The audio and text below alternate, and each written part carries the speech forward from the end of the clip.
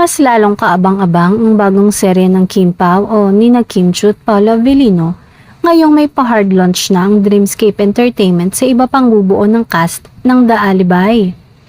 Kalat na nga sa social media ang big reveal ng supporting cast na kinabibilangan nina Shasha Padilla, John Arcilla, Sam Milby at si Rafael Rosel.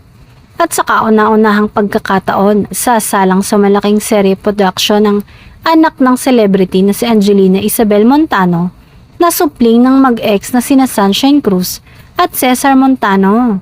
Samantalang kasama rin si Robbie Jaworski na Junakis ni na Pasig Public Servant Robert Jaworski at Mikey Cuanco. Wala pang detalye kung ano ang magiging karakter ng mga nabanggit kaya naman kanya-kanyang hula kung anong magiging partisipasyon ng mga ito sa iikot na istorya ng Kim Pao sa serye. Pero mukhang ang inaasahang bubuo ng bagong love team ay sina Angelina Isabel at Robbie dahil natatanging sila lang naman ang millennial na star sa project. Mukhang kalmado ang lahat sa mga panawagan ng Kim Paulandia at ng direktor na si Jojo Sagin na wag i-upload sa social media ang video at photo na kuha sa shooting ng Kim Pao sa Cebu.